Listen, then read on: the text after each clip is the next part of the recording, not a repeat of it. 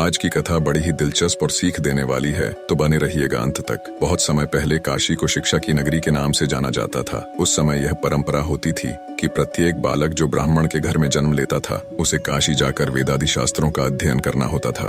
तभी वह कर्मकांड आदि पुरोहिताई के कार्य करने के योग्य होता था। एक बार की बात है, एक पंडित जी ने अपने बेटे को भी शास्त्रों के अध्ययन के लिए काशी भेजा। सभी शास्त्रों का अध्ययन करने के बाद पूरी तरह सब कुछ कर निपुण होकर बालक अपने गांव लौटा।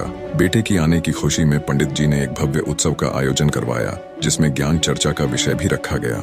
उसमें नए पंडित जी को शास्त्रोक्त तरीके से ग्रामवासियों की समस्याओं का समाधान करना था। सभी लोगों ने तरह तरह के प्रश्न पूछे। लगभग सभी प्रश्नों के जवाब नए नए शास्त्र झाता बने पंडित जी ने अच्छे से पूरी व्याख्या के साथ दिए। सभी गांव वाले उससे बहुत प्रभावित हुए और उसकी प्रशंसा करने लगे। इतने में एक बूढ़ा किसान सामने आया और उसने पूछा, महोदय, क्या मैं भी कुछ पूछूं? तो पंडित जी ने पूरे विश्वास के साथ कहा, हाँ, क्यों नहीं, ये सभा ये प्रोग्राम इसलिए तो है। किसान बोला, ठीक है, तो बताइए, पाप का गुरु कौन है? पंडित जी ने अपने विवेक पर जोर दिया, परंतु इसका उत्तर नहीं मिला। सोचा, बहुत से गुरुओं के बारे में सुना है, पर यह पाप का गुरु किस खेत की मूली है, इसके बारे में तो कभी नहीं सुना। लगता है मेरा ज्ञान अभी संपूर्ण नहीं हुआ है। और वह वहीं से वापस काशी को रवाना हो गए। काशी जाकर उन्होंने अपने सभी गुरुओं से पूछा, लेकिन इस प्रश्न का जवाब उन्हें कहीं से नहीं मिला। हताश और निराश होकर इस बार पंडित जी अपने अंतिम गुरु के पास गए तो उन्होंने कहा, वत्स, इसका जवाब तुझे एक पापी ही दे सकता है। पंडित जी की आंखें आशा से चमक उठी। उन्हें लग रहा था कि अब उनको इस प्रश्न का उत्तर मिल जाएगा। उन्होंने तुरंत पूछा, ऐसा पापी कौन है और कहाँ मिलेगा? गुरुदेव बोले, मैं तो किसी पापी को नहीं जानता, लेकिन एक वैश्या है, वह तुम्हारे इस प्रश्न का जवाब दे सकती है। पंडित जी बिना कोई देर किए वैश्या के घर की ओर रवाना हुए। पंडित जी को आता देख वैश्या ने स्वागत में ताना कसते हुए कहा, ज्ञान के साधक आज अज्ञान की सेवा में कैसे? पंडित जी ने स्वाभिमान पूर्वक कहा, हे देवी, मुझे आपसे केवल अपने एक प्रश्न का उत्तर चाहिए और उसका उत्तर केवल तुम ही दे सकती हो, इसलिए तुम्हारे पास आना पड़ा। मुस्कुराते हुए वैश्या बोली, पूछिए महाशय, ऐसा कौन सा प्रश्न है जिसका जवाब केवल मैं ही दे सकती हूँ? पंडित जी बोले, मैं जानना चाहता हूँ कि पाप का गुरु कौन है। वैश्या ठहाका लगाकर हंसी और फिर गंभीर होकर बोली, महाशय, इसके लिए आपको कुछ दिन यहाँ रहना पड़ेगा। अब पंडित जी इस प्रश्न के उत्तर में पहले ही काफी भटक चुके थे, इसलिए उन्होंने वैश्या की बात मानकर वहाँ रहना स्वीकार कर लिया।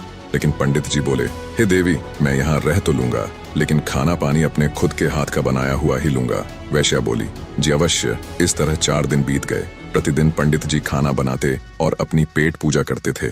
आखिर परेशान होकर पंडित जी ने वैश्या से पूछ ही लिया, हे देवी, मुझे मेरे प्रश्न का जवाब कब मिलेगा? वैश्या बोली, थोड़ा धैर्य धारण कीजिए महोदय, बस 1 दिन की और बात है। उसी दिन पंडित जी का खाने पीने का सामान भी खत्म हो गया। वैश्या का ठिकाना गांव से काफी दूर था। भयंकर गर्मी और चिलचिलाती धूप देखकर पंडित जी ने सोचा, अभी तो बहुत गर्मी है, सूर्य ढल जाएगा, तब शाम को बाजार जाकर सामान लाऊंगा। और भूखे पेट ही काम में लग गए। सुबह से भूखे पंडित जी अपनी पोथियों के पन्ने पलट रहे थे। तभी अचानक वैश्या का आगमन हुआ। वैश्या बोली, पंडित जी, आप अकेले खाना बनाते हैं, कितने परेशान हो जाते हैं। एक काम कीजिए, कल से नहा धोकर आपके लिए खाना मैं ही बना दिया करूंगी।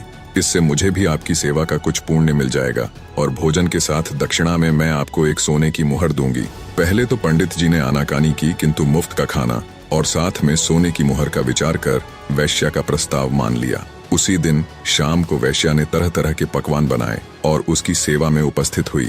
भोजन का थाल पंडित जी के सामने परोसा गया, लेकिन जैसे ही पंडित जी ने खाने के लिए अपना हाथ आगे बढ़ाया, वैश्या ने थाल पीछे खींच लिया। वैश्या के इस व्यवहार से पंडित जी क्रोधित हो गए और तिलमिलाकर बोले, ये क्या मजाक है? वैश्या ने विनम्रता पूर्वक कहा, श्रीमान, यही आपके प्रश्न का उत्तर है। पंडित जी, मैं कुछ समझा नहीं। वैश्या ने समझाते हुए कहा, महाशय, क्या केवल स्नान कर लेने मात्र से कोई पवित्र हो जाता है? क्या मेरी अपवित्रता केवल इतनी ही है जो केवल स्नान करके मिटाई जा सकती है? नहीं, लेकिन मुफ्त के भोजन और स्वर्ण मुद्राओं के लोभ में आप अपने वर्षों के नियम को क्षण भर में नष्ट करने के लिए तैयार हो गए। यह लालच ही पाप का गुरु है श्रीमान। पंडित जी को अपना जवाब मिल चुका था।